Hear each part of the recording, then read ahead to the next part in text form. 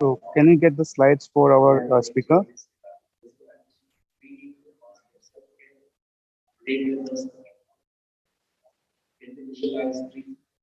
So our first speaker for today's talk is none other than Dr. Julian Chen. So Dr. Julian Chen, the professor, is a clinical scientist graduated from the Liverpool University, UK, with accreditations in endocrinology, clinical pharmacology after receiving a period of training in psychiatry. She is currently the professor of medicine and therapeutics, founding the long founding director of the Hong Kong Institute of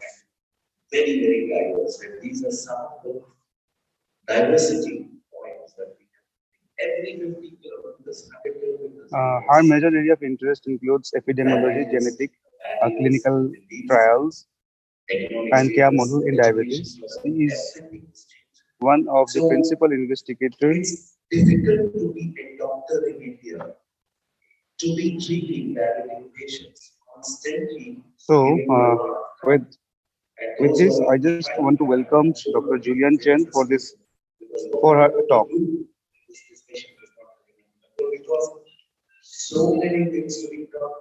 Thank you. Can you hear me? Can you hear me? Yes. Thank you. So I just thought, could you hear some of the background noise, or is it just my? Are there some background noise? Will it interfere with the presentation? Yes, I think that's taken care of. Okay, so thank you very much indeed. So first, I would like to thank the organizing committee for inviting me to give this talk on RAS inhibitors and pneumonia and beyond. So I'll share my screen first.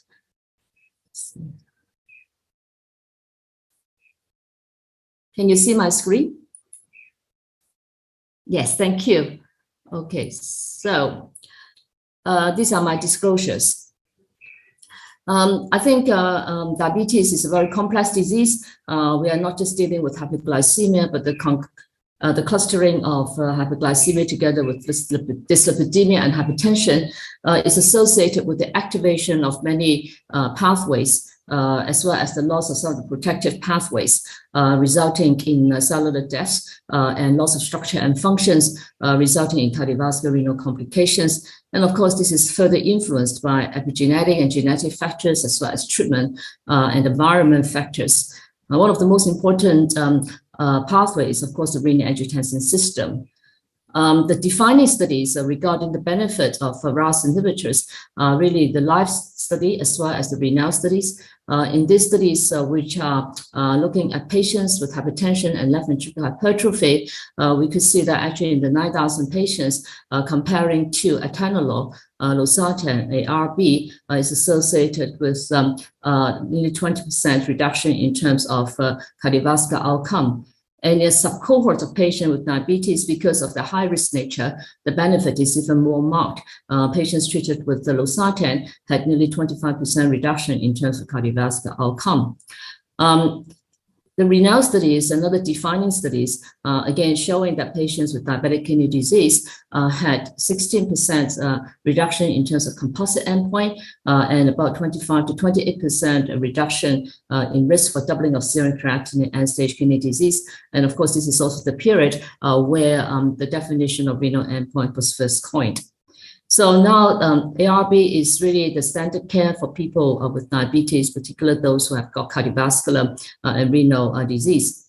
We are now still in the middle of a pandemic, and at the beginning of the pandemic, a paper in Lancet has actually raised some alarm because the use of renin-angiotensin system blockade is associated with sometimes the elevation of ACE2, which I'll go into in a minute.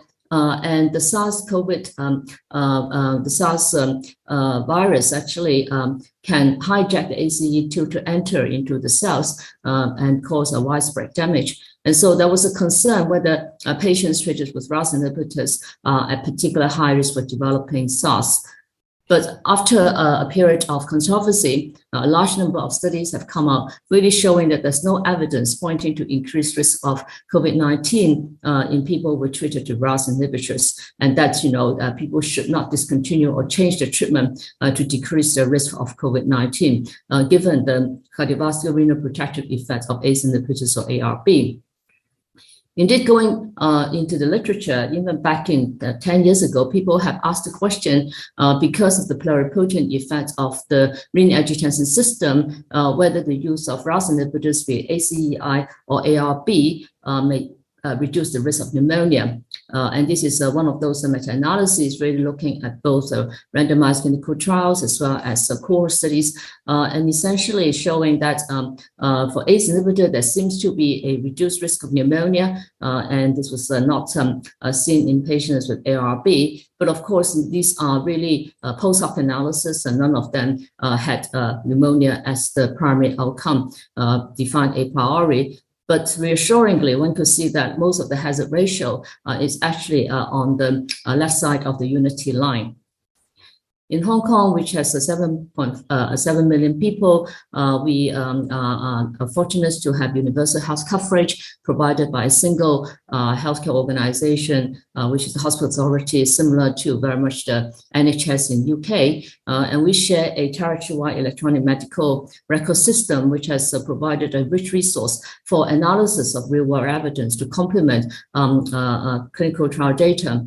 And so we have published a series of papers. One of these is actually looking at nearly 0.8 million adults, followed up between 2001 to 2016. And we have noticed that because of the improvement in care standards, also access to these life-saving medications, there is a decline in terms of the death rate by nearly 70%, particularly in the elderly people over this 16 years period of time. However, we still see that actually the young people have 5 to 8 increased standardized mortality ratio compared to non-diabetic individuals. But by and large, the black line, which is the general population, there was still an overall reduction in terms of standardized mortality ratio.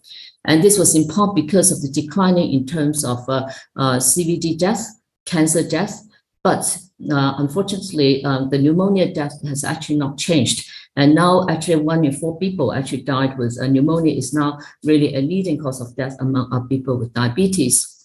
So making use of this Hong Kong Diabetes Surveillance Database, which as I mentioned consists of 0.8 million people with diabetes followed up in our public system, and about half of them have undergone very structured assessment, which actually allow us to perform a very comprehensive analysis because we can have adjustment of the baseline variables. And so we've been publishing quite a lot using this Hong Kong DSG. In this particular analysis, we asked the question whether there might be time-varying risk association of RAS inhibitors with pneumonia in nearly 250,000 patients. So this is the study design, and they're analyzed by Dr. Elaine Chow and Dr. Aimin Yan. Basically, the electronic medical, territory-wide electronic medical record system came in place in 2000. So we started at 2002 to ensure that most of the data are now captured. And then we defined actually the index date as the date of the RAS inhibitors actually being started. And then we actually adjust for the baseline for all the covariates, 1 year prior to the initiation of the treatment. And then they were followed up, over a period of time, and they were censored actually in 2018. And during this period of time, we captured all the medications, laboratory results and events and hospitalizations, and we did various adjustments. So essentially, we had 2 cohorts. This is the population cohorts. So this is the Hong Kong DST, which have actually, these people have actually undergone structured assessment where they actually have their eye, their feet, the blood, and the urine assessed. And these 0.5 million people. From there, we actually curated a subset of people. These are new users of RAS inhibitors, and then for further analysis.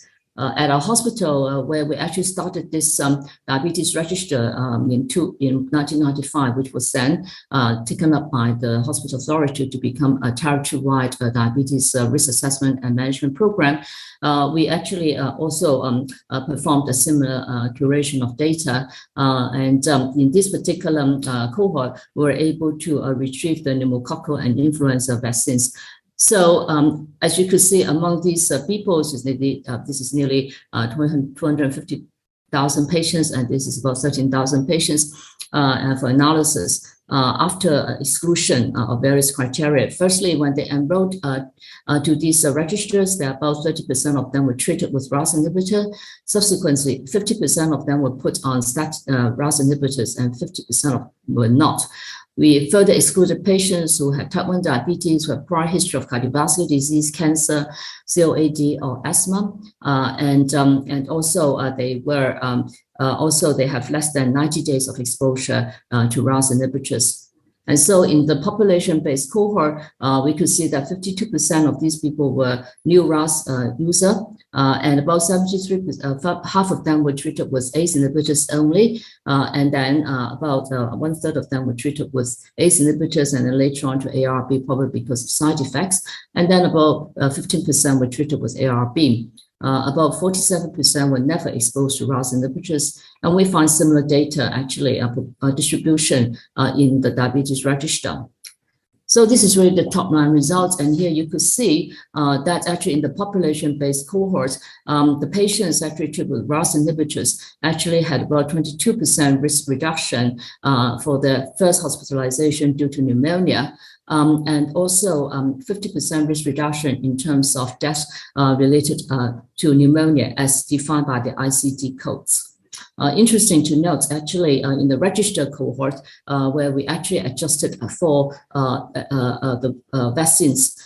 For this particular cohort, as I already mentioned, we adjusted for all the baseline risk factors, the time-varying cardiovascular cancer event, A1C, lipid, renal function, and medications during the follow-up. In the Hong Kong Diabetes Register, which is a smaller cohort, but we also adjusted for additional exposure to pneumococcal and influenza vaccine. We see that actually, again, there was consistent risk reduction in favor of the RAS inhibitors in terms of pneumonia hospitalization and death related to pneumonia. Because people who were not treated with RAS inhibitors might be a lower risk, therefore we curated another cohort. Actually, they were started with calcium channel blockers, and we also found that patients treated with RAS inhibitors also is associated with about 20% reduction in pneumonia and death from pneumonia. And this is after a propensity score matching. People with chronic kidney disease are at higher risk of actually developing pneumonia and related deaths. So we also looked at the risk association of pneumonia and the RAS inhibitors in people with different stages of EGFR. Again, here we could see very consistent reduction, 20% reduction in terms of pneumonia events in favor of the RAS inhibitors, and above 50% reduction in terms of pneumonia related deaths in all stages of EGFR. We further compare among the RAS inhibitors patients ARB versus ACEI, and here it's very interesting to note that for the first pneumonia hospitalization, again, there was actually a greater reduction. Only ARB was associated with reduced pneumonia events, and for death from pneumonia, again, it was the ARB which was associated with better outcome. So why should there be a difference between the ARB and ACEI? I think it is useful to revisit the complex biology of the RAS pathway. Here you could see that, of course, the angiotensin II is the bad guy. It has a lot of proliferative effects and also inflammatory effects. And so there are two ways that we can block the renin-angiotensin system. So directly, we can actually block the ARB, using ARB, we can block the effects of angiotensin II by the inhibition of the angiotensin I receptor. And this will result in reducing a lot of the inflammatory, oxidative stress, fibrotic, thrombotic, and fibrolytic, and also a proliferative effect. one of the things is once we actually block the AT1 receptors, there is an inevitable elevation of angiotensin 2, and this angiotensin 2 can then be cleaved by the ACE2, okay, which to form angiotensin 127, and this 127, angiotensin 127, interacting with the MAS1 receptor, actually have a lot of cellular protective effects. Similarly, the elevation of angiotensin 2 is also accompanied by the elevation of angiotensin 1 because of the blockade of the AT1 receptors. And this is also cleaved by the ACE2 to actually form angiotensin 129, which also have actually a cellular protective effect. So this actually is contrast to ACEI, which really only just block the conversion of angiotensin 1 to angiotensin 2. So the effect of ARB is actually more widespread than ACE2, the ACEI. The other point about ACEI is, of course, ACE is not only involved in in converting angiotensin 1 to angiotensin 2. ACE also breaks down bradykinin. So by actually blocking the ACE, we might actually have accumulation of the bradykinin, which can actually interact with the bradykinin receptors to cause some adverse effect, which might including inflammation, vasodilation, angioedema, and cough. So this is really one of the reasons why sometimes patients with ACE inhibitors have angioedema. And ACE2 here can actually block this conversion facilitates the breakdown of the bradykinin. So against that background, ACEI reduced the conversion of angiotensin 2 to angiotensin 1 to angiotensin 2. However, it will reduce the breakdown of bradykinin, and the increase in bradykinin may cause cough, which might lead to treatment discontinuation or poor compliance, vasodilation, and rarely angioedema. So in a way, it might counter some of the benefit of the reduced angiotensin 2 activity. On the other hand, ARB blocks the angiotensin 2 receptor, type 1 receptor, and then it will increase the angiotensin 2 would actually, the angiotensin 2, the angiotensin 2 is converted by the ACE2 to angiotensin 127, and then also the angiotensin 1 is converted by ACE2 to angiotensin 129. All these polypeptides actually have organ protective effect. Therefore, actually the ARB would actually reduce the angiotensin 2 activities at the same time. This is accompanied by increase in ACE2 with actually a beneficial effect by increasing some of the peptides of 127, 129, and also breaking down the bradykinin. So why are these information important? Sometimes we forget the importance of pneumonia, particularly in people with diabetes. This is a epidemiological study looking at two cohorts, the cardiovascular health study cohort and also the ARIC cohort. And here you could see that actually people who have pneumonia actually have about 2 to 4-fold increased risk of cardiovascular disease in the immediate period from 1 month, and which might go all the way to 1 year after the pneumonia event. So in this analysis, very beautifully, they actually stratified patients into different risk groups. So people who were actually in the 21st percentile covariate risk profile, you could see that patients who had a pneumonia, they had actually got about 2 to 3 times higher risk of cardiovascular death. And that actually lasts even well beyond 10 years. And again, you can see here, these are, they give some scenario. For example, this is an elderly woman with 2 risk factors, and of course have high event rate, mainly because of the age, whereas a middle-aged woman, actually the risk is lower. For those people who are in the 50 percentile covariate risk profile, again, you could see the rate of cardiovascular disease is higher, and particularly those who have a history of pneumonia. Here again, these are people who are in the 70th percentile covariate. So classically, like this patient, 77 years, with multiple risk factors, hypertension, history of smoking, LDL cholesterol, obesity, chronic kidney disease. And you could see that these people already have very high risk, 4% per year in terms of CVD. And then this is increased to nearly, to 80% by, 10 years. So here we could really see how pneumonia can actually amplify cardiovascular risk to increase the risk of cardiovascular disease. And this forest plot really demonstrates quite nicely that particularly in the first 90 days, okay, you could see that these people, because of the activation of the inflammatory processes, the cellular proliferative processes, after the pneumonia, these people have nearly 2.5-fold increased risk of cardiovascular disease. And this actually remained fairly high, actually up to 1.8-fold increased risk at 2 years. So really having a pneumonia is not very good news in these individuals who've got high cardiovascular risk. So why do people get pneumonia? So clearly influenza is very important. And this is a paper from China where they actually looked at the flu. Every year we have actually a seasonal flu. And in this particular year, they actually found that about 50% of these patients actually died after a influenza.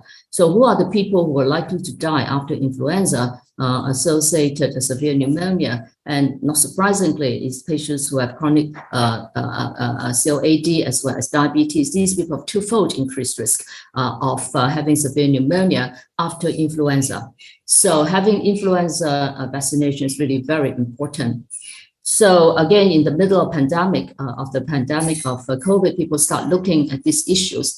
And again, UK, because they have this huge GP prescribing databases, they reported that there were about 5 million people who have ever exposed to ACEI, 4 million people ever exposed to ARB. And then they could see that actually patients who were exposed to ACEI or ARB have nearly 50% risk reduction in terms of having influenza related influenza risk. And again, the risk of actually having influenza is actually the risk association or the reduced risk association of influenza associated with ACEI and ARB actually accumulates over time, so that the longer you have been on ACEI or ARB, the less likely you actually get influenza. And this actually complements very well with the analysis. We actually found that using our database, we're able to demonstrate that the beneficial effect of RAS inhibitor RAS inhibitors in terms of reducing first pneumonia, hospitalization, or death from pneumonia actually accumulates over time. So this is very important given that pneumonia and also influenza are very common in people with diabetes, and yet only 50% of people are put on RAS inhibitors, probably because they do not have cardiovascular renal disease, because they do not have hypertension or albuminuria. So, ladies and gentlemen, I would like to conclude by highlighting that the renin-angiotensin system is widely expressed in many tissues, not just in the pulmonary system, but also the cardiovascular and renal system. They are widely expressed with pro-inflammatory and cellular proliferative effects. Both randomized clinical trials and real-world evidence confirm the cardiovascular renal protective effect of RAS inhibitors. ARB would decrease the angiotensin II activity by directly blocking the AT1 receptors. The accompanying increase in terms of ACE2 would actually convert the increased angiotensin II because of the blockade to increase angiotensin 1 to 7 and 1 to 9, as well as to promote the breakdown of bradykinin. The consequences, there will be further reduction in terms of the inflammatory and proliferatory effects. So from that point of view, it has actually got more beneficial effect than ACEI. Not to forget that pneumonia is a leading cause of death, okay, because of the reducing incidence of cardiovascular disease and also elderly population. Diabetes increases the risk of influenza-related severe pneumonia by twofold. And those people who have a pneumonia, they actually have 2 to 4-fold increased risk of cardiovascular disease, particularly in the first 2 years after the pneumonia. And this is so particularly in people with multiple risk factors, including diabetes. I think,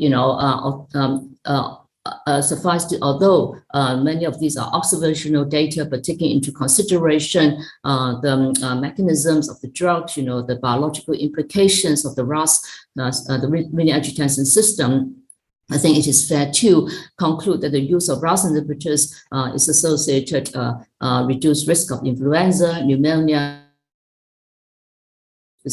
which will accumulate over time, and therefore making it very important in those people who have young onset diabetes, who face long disease duration, and use of RAS inhibitors is associated with organ protective effects, which is beyond the cardiovascular renal system.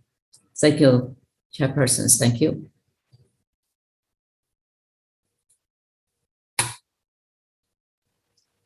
Thank you, ma'am. It was such a wonderful talk.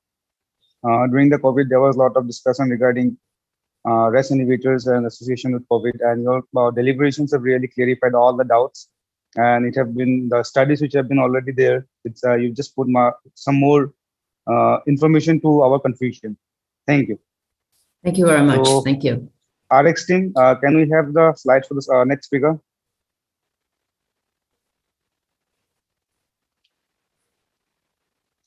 So our next speaker will be Dr. Mahel Surya from Sri Lanka. So our sir is MD, FRCP and FCCP. He's Honorary Secretary of Diabetes Association of Sri Lanka, Honorary Director of National Diabetes Center. He's the chair of IDF SEA 2003-2009, and he's also an Executive Director for Global NCD Alliance from 2017 to 2019. IDF Board of Management from 2000 to 2003, and IDF Executive Board from 2000 to 2009. So on this note, I welcome our Dr. Mahel Surya for his deliberation. Over to you, sir. Thank you, Chairperson. Let us now proceed with our presentation. Yeah. Can you see what is projected? Is there a problem of the audio or the video? So it's fine, sir. It's audible and visible too. Now, I have asked a very basic question. Everybody knows about diabetes, but Sir, can you zoom the screen, sir? So can you put this in slideshow?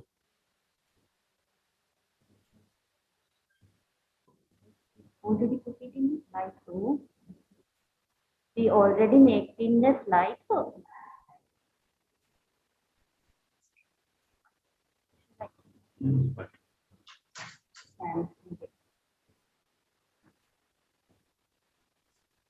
Hello.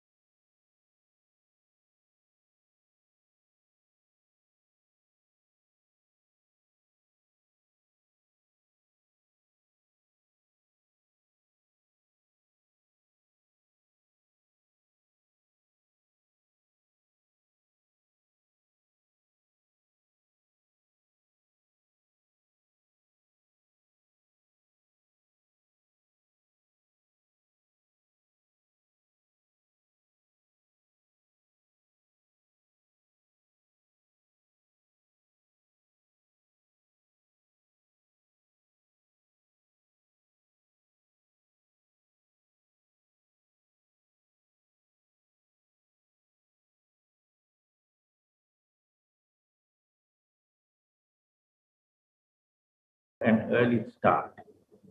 The 5 to 14 age group gave us an indication of a very early evidence of prediabetes, which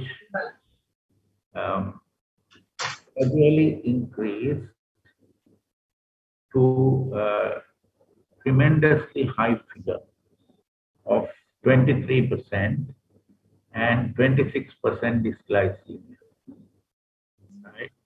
So this kind of indicator tells us that whatever the diabetic state of the individual patient is today, he has started his diabetic life pretty early, and therefore we have to concentrate on the early onset rather than the current onset of diabetes.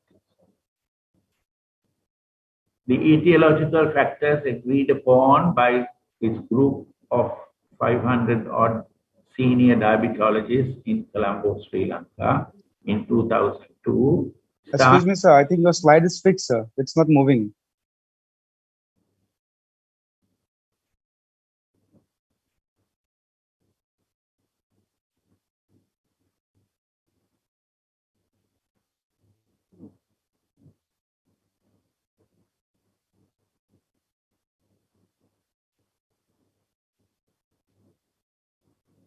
So I will go like it. Can you see now? Can you see it now? Yeah. We will go this way. The first etiological factor that everybody discussed was the genetics, which is a non-modifiable situation. The second being fetal origins, what happens in the mother's womb, which tends to produce problems in the future. The third is lifestyles, which has been depicted here, which adds to the problems of the fetal origins. And last but not the least, which a lot of people could not think was relevant, was stress. So we have four potential areas to discuss, right? Now, genetics was not a modifiable entity. Multiple genetic markers identified, no single marker has been associated. That is our problem. If there was a single marker, then life would be easy. We attack that situation and we produce a reduction in the prevalence of diabetes. We don't have that, but we have markers of varying kinds. Genetic engineering and counseling is not possible with this knowledge. Slow to change, unlikely to account for rapid increase. But rapid increase is the name of the game in diabetes type 2. Next. Fetal origins are modifiable entities, nutrition being critical. Nutritional deprivation or excess, both are detrimental to the growing fetus. What is the interactive factor? Is it stress? Nutritional deprivation is the greatest stress in the world. T2D emerges as prediabetes. From a normal body, it emerges as a prediabetic state. Obesity in childhood, which is preceded by undernutrition in utero. If there is undernutrition in utero, when the baby is born and thereafter, increased nutrition will be supplied by the mother, which produces this problem. Then the presence of a primordial state where the mother gives birth to a child, tending to produce predilection of diabetes in later life, both in the baby. This has been brought forward by Yachnik from Pune, India. And in the case of a female child developing, a predilection goes further to the third generation. So we have problems, multiple problems in that area. We are depicting that this way. I hope you can see it and understand it. Mother carrying a baby, first outside, then in the womb, and then on the third generational transmission. Nutritional deprivation. Undernutrition in utero produces stress related to maternal undernutrition associated with low birth weight, presets metabolic syndrome. Now, we have studied patients in our group where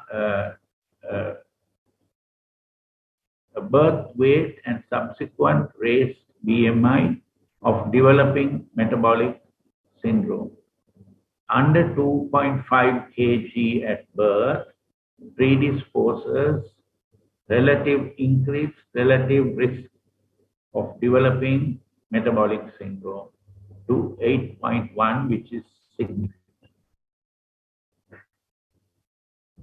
Nutrition postnatal. Postnatal nutrition is usually in the hands of the individual or the parents.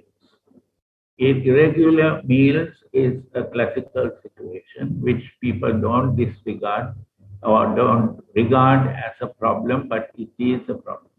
Refined foods, poor satiety, quality variable, frequent bouts of hunger because the food ingested does not last till the next meal, excessive total calorie consumption as a result of eating in between meals of a high calorie items, lack of exercise to go with it, comfort seeking, and tending to stay in the same place even to watch the television. Obesity is the result. Okay. Lifestyles, modifiable lifestyles, abnormal nutrition and lack of exercise leads to obesity. Exercise has to start early. Children have to be allowed to play. There is a major problem of fear of the patient's parents, especially in the COVID situation where they won't allow the child out of the door. And they sit and watch television or computer or anything like that, and problems arise. Exercise must start early, must be regular and adequate. Nutrition should be qualitatively correct, quantitatively adequate, and should be on time so that severe hunger does not come about. Maintenance of ideal body weight and waste are essential. Creator of psychosocial problems. Modern concept of life has changed the emphasis from health, wealth, and happiness to wealth, happiness, and health, which is compromised.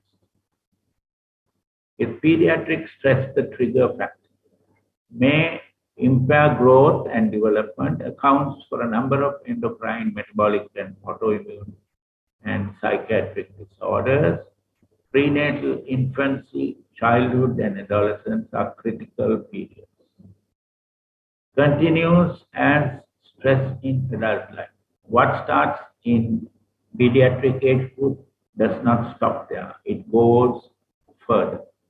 Stress is a neuroendocrine response to a threat to physical health, mental well-being, and the survival of an individual from conception to death. Beneficial in the short term, detrimental in the long term, long term. Pathophysiology of stress. Stress leads to increased cortisol, adrenaline, and noradrenaline. Increased cortisol leads to elevated blood sugar and blood pressure. Elevated blood sugar leads to oxidative stress. Oxidative stress leads to insulin resistance, endothelial dysfunction, and apoptosis of beta cells. As depicted here, a slide from Antonio Cerillo indicating how stress works in the body. How do you define the mind? The mind is the main component of this speech because mind precedes all physical activity. Mind is the fast-track processor of all sensory inputs, past and present, and the creator of thoughts, words, and deeds. Integral part of the human body, as depicted by Professor George Crusoe's Mind and Body. Mind-body interaction, man's greatest love is life. Life's greatest asset is health. Health determines happiness and longevity. Health is based on mental and physical well-being. If the body is unwell, the mind is under siege. If the mind is under siege, the body becomes unwell. So it's a bilateral equation, producing the other. Mind-body interaction. Increased intake of food, reduced exercise leads to obesity. Increased desire for economic gain. Now this is a driving force. Leads to migration from a rural environment to an urban to a foreign in search of better prospects of financial gain. Failure of expectation. Lack of contentment leads to stress. Failure of expectation is when the person does not reach the objectives that he started life with due to migration. Response to stress leads to addictions, alcohol, depression, suicide. This too depicts, as I said before, the mind where the deprivation and the desire, reduction in the desire leads to problems of failure of success and wealth, education, employment, lifestyles, obesity, metabolic syndrome, T2DM, and the body preset in genetics and nutrition. Deprivation created by natural disaster. Now we are in a state of the world where natural disasters are ever present. We in Sri Lanka have a problem at the moment of financial collapse. Then people in India have their own problems, and Ukraine has its own. Even Hong Kong went through a problem area. Compromised health due to loss of loved ones, housing, sanitation, nutrition, and livelihood. Results in stress response in survivors. Increased pre-diabetes in tsunami victims was a case in point as depicted by Ramachandran in India. Infections and inflammation. Risk factors for T2DM include stress and activated innate immunity as seen in the inflammatory condition. John Pickup, Diabetes Care 2004. This may be an important factor in the poor and disadvantaged groups of the world. The last thing I want to say is, in human beings, the mind governs the body, and health and illness depend on it, as said by Antiphon in the 5th century. We are still struggling to understand it. Thank you.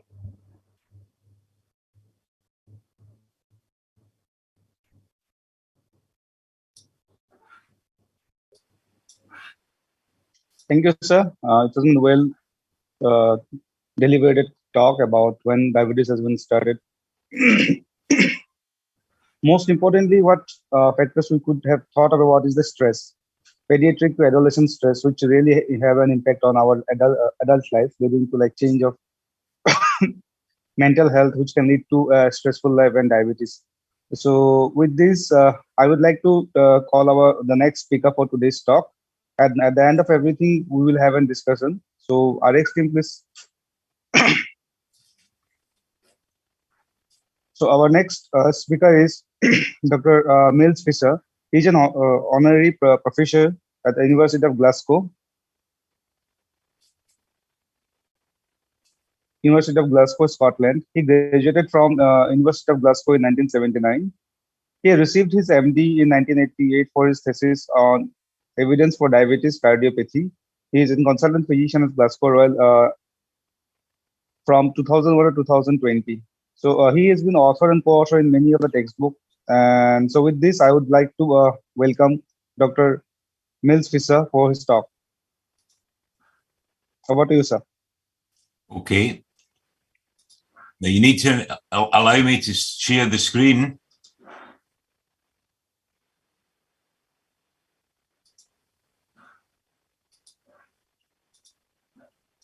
Can you confirm you can see that? Yeah, sir. Fine. Okay. Thank you for inviting me to speak at Diabetes India. I've very much enjoyed in the past attending India and speaking at the meeting. My presentation today is entitled Reducing Cardiovascular Risk in People with Diabetes. Should everyone be on an SGLT2 inhibitor? The short answer I'm going to try and persuade you is yes. Resources allowing, that means that if the healthcare system can afford it, and that won't be true everywhere and for every patient, that people should be started on an SGLT2 inhibitor at the time of diagnosis of diabetes. These are my declarations of interest. I've worked and lectured for the manufacturers of the major SGLT2 inhibitors in Europe. Lexicon were developing sotagliflozin, which of course, for commercial reasons, did not become available for prescription.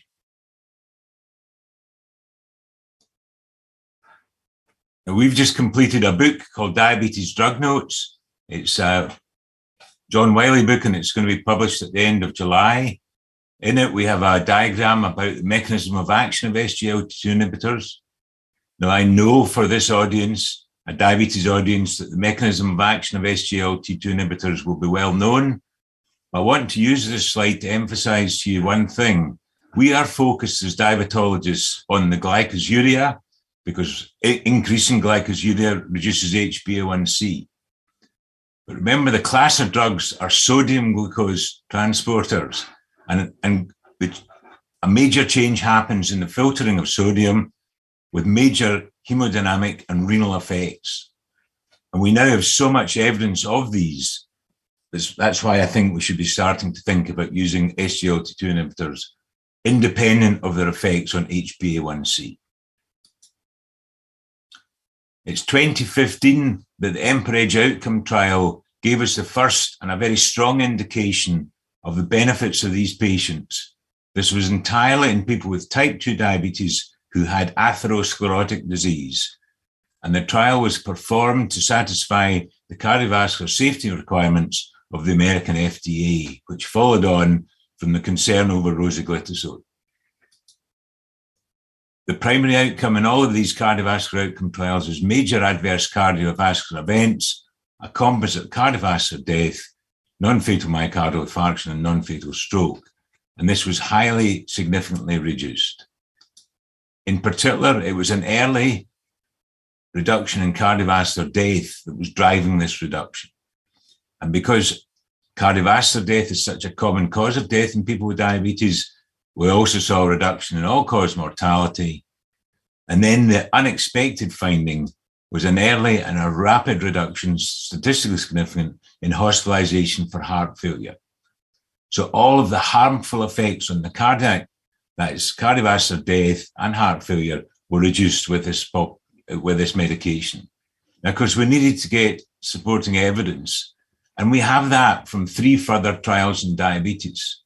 So we saw reductions in MACE with canagliflozin in the CANVAS trial program. And in that, we unexpectedly saw an increase in fractures and amputations. With dapagliflozin in the DECLARE-TIMI, we also saw reductions in cardiovascular death and heart failure. And it was really only with ertugliflozin in the VERTUS trial, we did not see significant reductions in MACE. So that tells us it's not a class effect. 3 of the drugs in the class gave clear reductions, 1 didn't, although it did give a reduction in hospitalization for heart failure. Now, following on from that, there was a meta-analysis performed by Darren Maguire and colleagues. I've chosen here just the heart failure data. And that's because I want to emphasize to you, in the trials, there was a substantial number of people who did not have atherosclerotic disease, and yet in them, there was a significant reduction in the hospitalization for heart failure. So the heart failure benefit extends beyond people with type 2 diabetes who already are diagnosed as having atherosclerosis. Now, in these trials, there was also a look at renal outcomes as secondary effects. Now, we are now familiar with the effect of SGLT2 inhibitors on EGFR, very similar to ACEs and ARBs. So that when we start an SGLT2 inhibitor, we see an initial drop in EGFR, which then plateaus out. And in comparison to the placebo group, where, as expected in type 2 diabetes, there's a steady decline in EGFR, in the empagliflozin groups, there were 2 in EMPA-REG outcome. This doesn't happen. Now, in each of the cardiovascular outcome trials, there were renal secondary outcomes. These were composites which included worsening of EGFR, the development of end-stage renal disease, and death from either renal or cardiac causes. And again, in the empagliflozin, canagliflozin, and dapagliflozin, the defined renal composite outcome was statistically significantly reduced. In ertugliflozin, their chosen renal composite outcome was neutral, but when they analysed it using some of the composite outcomes that were used in the other trials, that was also significantly reduced. So ertugliflozin seems to have benefits that are renal and cardiac, but perhaps not as strong as those for the other 3 drugs that have been studied in an outcome trial.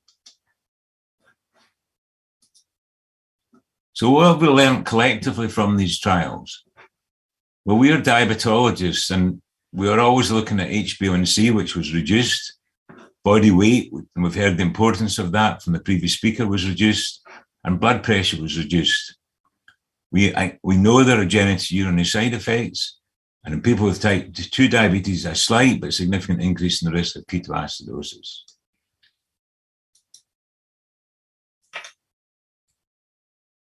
Sorry, this slide was skipped. We also learned that SGLT2 inhibitors reduce atherosclerotic disease in people with diabetes and existing atherosclerosis. They reduce heart failure in people with diabetes and a wider diabetes population, so not just the atherosclerotic. And similarly, they reduce renal outcomes in people with diabetes, again, not just those who have atherosclerosis. Now, when the EMPA-REG outcome trial was presented, immediately this was shown to be of interest to the cardiologists and renal doctors. And in fact, the renal doctors already had a trial in diabetes called Credence. And just very briefly, these trials are now completed and have shown positivity. And the important thing about these trials are these include approximately 50% of people with diabetes and 50% of people who do not have diabetes. So if we look first of all at the DAPA-CKD, a primary outcome, which is a standard composite outcome for renal trials, highly significant reduction with dapagliflozin, and the degree of reduction is identical whether you have diabetes or not. And then just to remind you, for backup in the non-diabetic population, the EMPA kidney trial, we recently got this top line information that the trial has been halted because of positivity, and results will be presented later this week. So for patients with CKD, regardless of having diabetes, we see significant reductions in renal outcomes. Similarly, if we look at the heart failure population, again, I choose the first one, the DAPA heart failure trial, a highly significant reduction in cardiovascular death, hospitalization for heart failure. And again, regardless of whether you have diabetes or not. We also have supporting evidence now with empagliflozin. We have evidence in patients who have both reduced ejection fraction and preserved ejection fraction, which is a very common form of heart failure in people with diabetes. And again, we have new data just arriving. DELIVER is the dapagliflozin trial in people who have got preserved ejection fraction. The top line results show that it is positive. And again, it's going to be presented at meetings later this year. Now, the fact that heart failure and renal outcomes are reduced in non-diabetic subjects where there is no change in HbA1c tells us that the mechanism of benefit is not directly related to glucose lowering. So the question I'm going to pose to you today is, why then, in people with diabetes, when we've got sufficient evidence of cardiac benefit beyond HbA1c lowering, do we only give treatment based on an HbA1c? Now, I've looked at the current Indian guidelines for the management of type 2 diabetes, the RSSDI ESI clinical practice recommendations from 2020. And I looked to see what statement was made about the use of SGLT2 inhibitors. Now, there's a large list of recommendations on pharmacotherapy for type 2 diabetes, and I've just chosen selected bits of this. Metformin should be initiated in combination with lifestyle at the time of diagnosis. So you're not waiting for 3 months after lifestyle, metformin and lifestyle together. You then have a dual therapy if glucose targets are not achieved. And you can add an SU, TZDs, SGLT2 inhibitors, DPP4 inhibitors, or an AGI. And I would emphasize here, of these drugs, it's really only SGLT2 inhibitors that have been convincingly shown to reduce cardiac disease. Pioglitazone might, based on the results of the proactive trial, but of course there was an increase in heart failure. And then again, triple therapy, if glucose targets are not achieved, you then start a third agent. And again, the choice of drugs is the same. And now you can add in GLP-1 receptor agonists. Again, a class of drugs for which there's clear cardiovascular benefit. So this recommendation, this guideline on the use of diabetes drugs is very similar to most international guidelines. It's a stepwise approach where you start with metformin. If targets are not reached, you then go to dual therapy. If targets are not reached with dual therapy, you then go to triple therapy. Now, in the RSSDI, there's the therapeutic wheel, which I like a lot. You start with metformin, and then depending on what's important, you then use other available anti-diabetic drugs. And except for when you're considering cost, which is down here, you'll see that SGLT2 inhibitors really are the chosen first choice in nearly all of these. The only other group is in the elderly. So that the guidelines are endorsing the fact that SGLT2 inhibitors have got benefits beyond other diabetes drugs. While GLP-1 receptor agonists give cardiac benefit, they haven't been given benefit for heart failure, and they haven't been shown to give benefits for renal outcomes. So where should we go next for diabetes guidelines? Currently, diabetes guidelines are based on HbA1c, except for the ADA-ESD consensus statement, which says rather enigmatically to consider the use of SGLT2 inhibitors or GLP-1 receptor agonists independent of HbA1c, where there is existing cardiovascular disease, existing CKD, or high risk. Now, your Indian guidelines are very much consensus statements. I think to try and get further with this, you should be using proper guideline methodology, which involves an assessment of the literature, scoring it, and then deriving the recommendations from that. I think if we do that honestly, metformin will be demoted in the hierarchy potentially. Remember, the evidence for metformin comes from an extremely small subgroup in the UK PDS trial, and that trial was initiated in the 1970s when trial design was not as sophisticated as it is just now. The other thing you do if you do the methodology, and I've shown you really some of that today, is that SGLT2 inhibitors have a much wider benefit than GLP-1 receptor agonists, and therefore greater emphasis should be put on them. And then what you also do if you use guideline methodology is you identify gaps in the evidence, and you then request modern outcome trials where there are gaps in the evidence. But of course, you have to devise recommendations while waiting for the evidence or the gaps to be filled. So I think guidelines should now be based on cardiovascular risk, initially cardiorenal risk, rather than simply HbA1c. And I think it's time to turn the steps into pillars. Now, what do I mean by pillars? Well, we now need to take some acknowledgement of what cardiac doctors and renal doctors do. So in heart failure, you give them all of the available effective therapies that reduce heart failure. So an ACE inhibitor, an ARB, an SGLT2 inhibitor, and a mineral alcoholic receptor antagonist.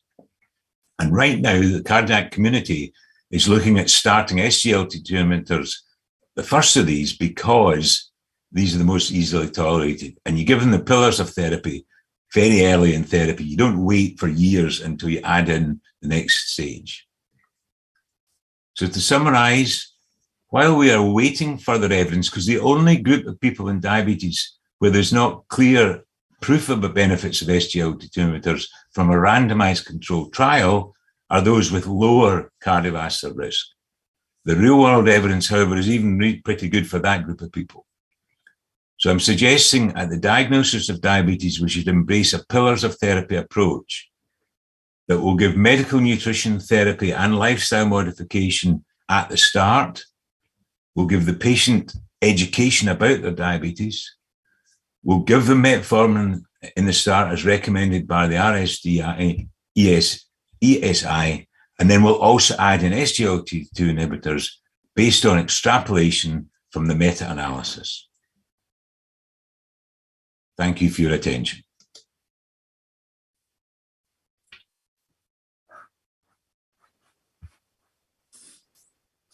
Thank you, sir.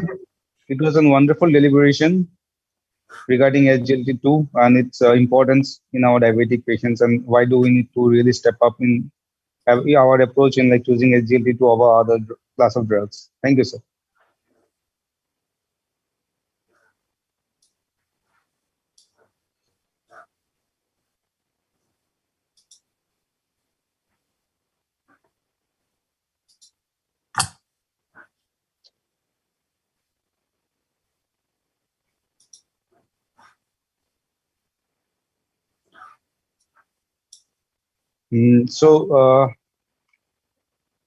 Dear speakers, like there is one more talk about today's in the last talk of today's morning from Professor Dr. Sehnaz Karadinç. He is a professor of ophthalmology, Istanbul Florence Nightingale Hospital, founding member and the board member of Turkish Diabetes Foundations, and the president of Living with Diabetes Associations. With this, I would like to welcome our Professor ma'am. Please, the stage is all yours now.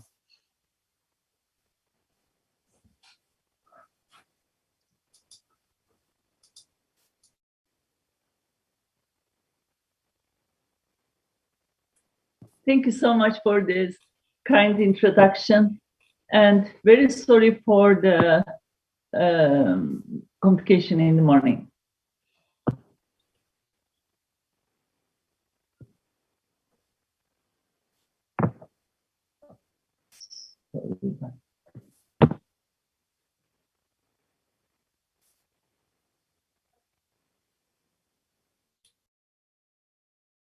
So I will try to give an insight into future prospects in the screening of diabetic retinopathy.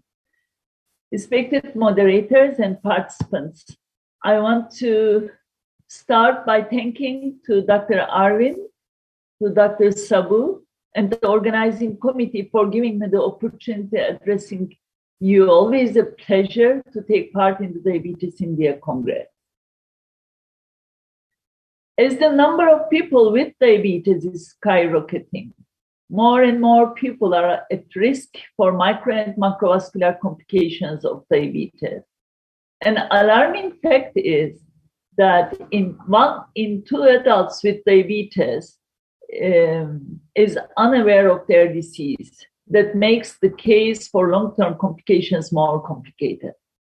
Another alarming fact is that the data point to a significant increase in the diabetes population of the aging societies in the next 25 years. Currently, diabetes is one of the leading causes of preventable blindness among the working age population, even in developed countries. But not only the blindness, any degree of visual impairment that affects the quality of life of people with diabetes must be our reference point, then the extent of the burden of this disease is beyond the given numbers and projections. A pooled analysis published in 2012 provided us with an estimate about the extent of the global numbers of diabetic retinopathy. Data were collated from more than 22,000 individuals from 35 population-based studies around the world. The fundus photographs were taken between 1984 and 2010, depending on the study. Approximately 1/3 of the people with diabetes had diabetic retinopathy with or without any visual symptoms. So there should be around 162 million people with diabetic retinopathy worldwide. If they would be living together in a country, they would be 9th most populous country in the world. This is higher than the population of Russia.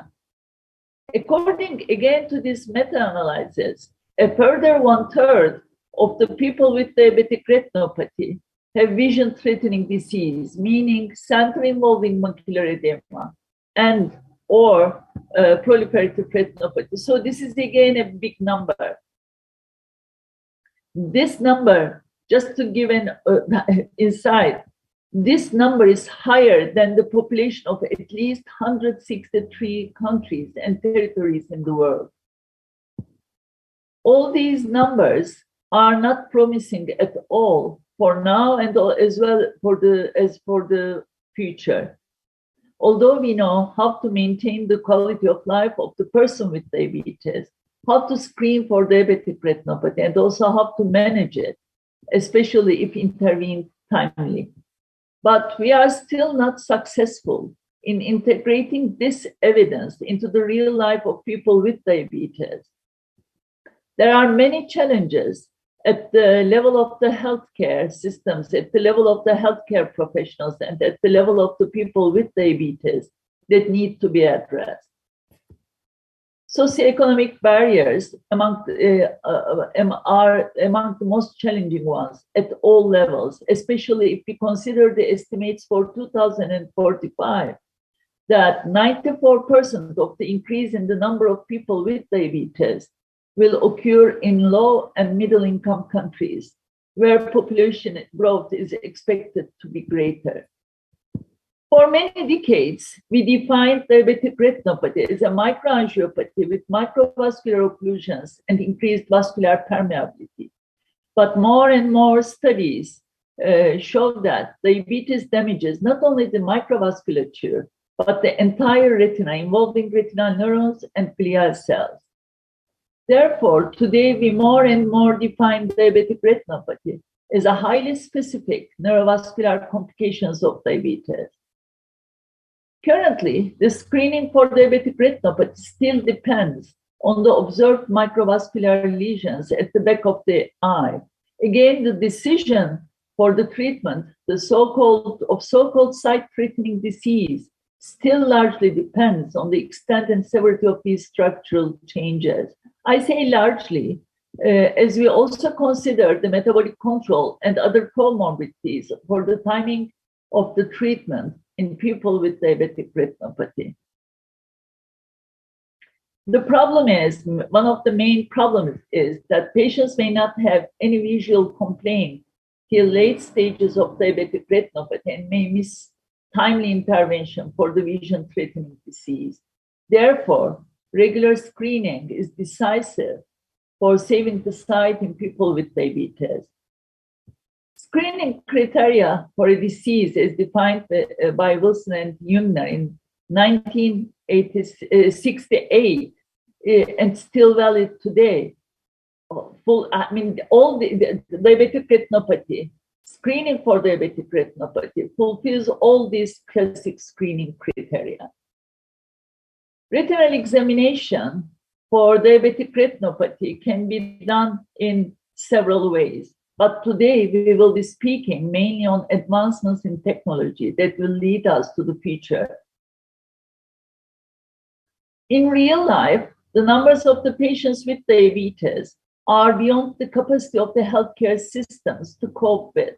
Therefore, most of the time, the ideal approach, the detailed eye examination for a patient with diabetes and regular follow-up cannot be followed in many countries, in many communities. The introduction of fundus camera and further advances in fundus digital imaging paved the way for mass screening programs in diabetic populations in the 1990s and 2000s. There are two main modes of their use in teleophthalmology. One is store and forward, and the other one is the real-time mode that involves a live telemedical consultation with simultaneous transmission of the images. Artificial intelligence may address the workload and some other challenges in the future. In the near future, already it's there. The mobile health is another option. All these advances have the potential to make screening more widely available, accessible, affordable for the people with diabetes, particularly living in rural and remote areas. But currently, there are several challenges that need to be addressed. The UK is the largest country that started a nationwide screening for all patients over the age of 12 years based on teleophthalmology. In England, Scotland, and Wales in 2003, and in Northern Ireland in 2008. Currently, the diabetic eye screening program has a grading pathway with 3 levels of human graders, except in Scotland, and has an uptake of over 80% of the diabetic population. In a publication from 2017 on the English National Screening Program, Scanlon pointed to more or less the most important points in developing such programs. At the end, there should be an allocated funding. The next stage would be availability of assessment and treatment facilities. Then reaching out to the cohort of people with diabetes, and the establishment of the IT infrastructure, and then choosing the camera. In line with the consensus statement of the British Diabetic Association in mid-1990s, the method should have a minimum sensitivity of 80% and a minimum specificity of 95% for referable retinopathy. Then the workforce should be trained and higher than trained. So the quality assurance of the program is very essential. The artificial intelligence technology using deep learning systems is one of the most promising areas for AI application in ophthalmology, particularly in diabetic retinopathy screening. The first national screening program to use an automated retinal image analysis system as a level 1 grader was in the Scottish screening program in 2011. Recently, the UK National Screening Committee reviewed a major program modification in the screening program in all UK nations, namely the implementation of automated retinal image analysis system. But they concluded that further evidence is needed on the accuracy, clinical utility, and cost effectiveness of automated retinal image analysis system. They also made an emphasis on social and ethical aspects of AI implementation, to which we will come back later. There are many studies around screening and follow-up of people with diabetes using AI-based procedures. Another nationwide program in this respect is Singapore. They already implemented telemedicine-based screening program back in 2010. With the advances in AI technology, they also did a multi-year program from development of a deep learning system to its integration into this retinopathy screening. And they are still working on this, and they are They do very successful initiatives in this respect. They found that in the preliminary studies, they found that the full AI model has over 90% sensitivity in detecting referable retinopathy, and again, over 90% sensitivity and specificity in detection of vision-threatening disease and diabetic macular edema, including diabetic macular edema. mHealth applies to public health practices supported by mobile devices. On one side, this may offer a wonderful opportunity for maximizing the uptake for the retinopathy screening. On the other side, the image taken should have sufficient quality and should be integrated into the local or regional or national retinopathy screening system, of course, if available. Here you see some of the automated retinal image analysis systems. iGrading M is used in Scottish Diabetic Eye Screening Program. Red marker is used in local screening in Portugal and also approved in Australia. IDXDR is approved by the FDA as an autonomous detection software for diabetic retinopathy and diabetic macular edema back in 2018. FDA also granted to this IDXDR breakthrough device designation. IART has received also FDA clearance in 2020 as an AI technology for autonomous detection of both more than mild and vision-threatening disease. Google Eye is launched as a screening program in Thailand in 2018, and as far as I know, also in India in 2019. Selena Plus is a national AI project in Singapore. I would prioritize two topics for the advantages of the AI-based screening program. One is reducing the healthcare inefficiencies. When it comes on screening for diabetic retinopathy, with fundus photography and grading the retinal images, AI-based systems can grade thousands of images during a day and every day, and the system will not get tired. The images are read and the results can be given within seconds to minutes, contrary to remote reading by experts, where it can take several days.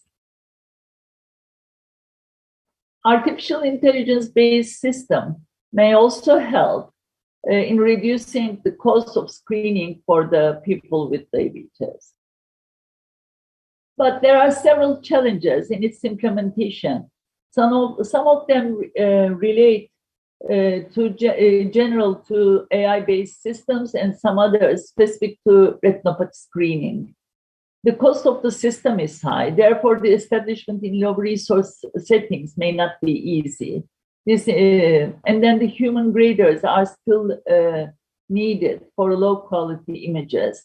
The sensitivity and specificity of the systems need to be assessed according to the different outcomes, like diabetic retinopathy present or not, or diabetic retinopathy absent, or referable retinopathy, or sight-threatening retinopathy. There are several ways in which artificial intelligence could affect the legal system and ethics. The privacy and dignity of the patients must be carefully considered when designing services. The World Medical Association adopted a statement on augmented intelligence in medical care at its General Assembly in 2019. Protecting confidentiality, control, and ownership of patient data is a central tenet of the patient-physician relationship. So this is one of the things they are emphasizing. Liability for decisions made by AI systems is currently a huge question mark in situations where an AI is involved in a misdiagnosis or in a malpractice case, question may arise around the legal approach to claims, whether it's a negligence or product liability. At the end, currently, our laws and regulations are based on the mistakes of the people, not on the artificial intelligence and so on. And this is also very much emphasized in other reports. One of them came from the European Parliament 2 or 3 years ago. And this was also one of the main concerns. These and other concerns need governmental regulations and the development of norms in all countries and also, of course, worldwide. As a summary, screening and timely intervention, besides good control of systemic risk factors, is critical in order to save the sight of people with diabetes. The translation of current evidence base into the real life needs to be improved. Besides further research, focus on overcoming the barriers in this respect is urgently needed now and also for all the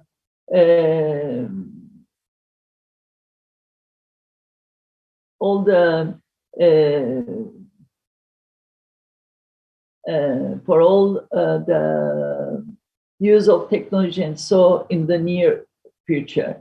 At the end, artificial intelligence already pervades many parts of our daily life even now, but the laws and regulations should catch up with the enthusiasm around the advantages of these advancements in the technologies.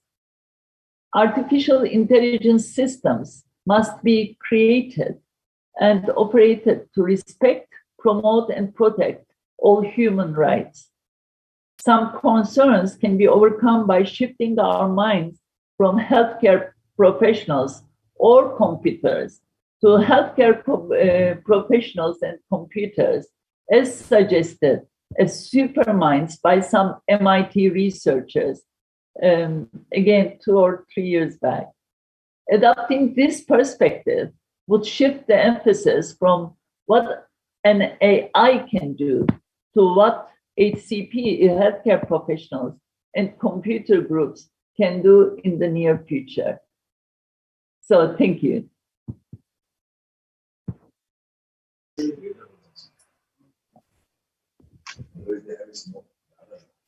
Thank you, Dr. Sainaz. So with this, I thank the talk has been well started with.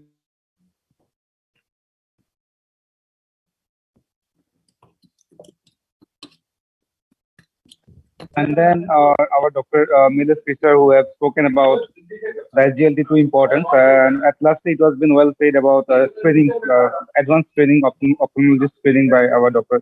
Sainaz. So I think the time is also over, so we can forward, we can give the space to our RX event for the next session. Thank you. Thank you, everyone. Thank you all. Thank you. Thank you.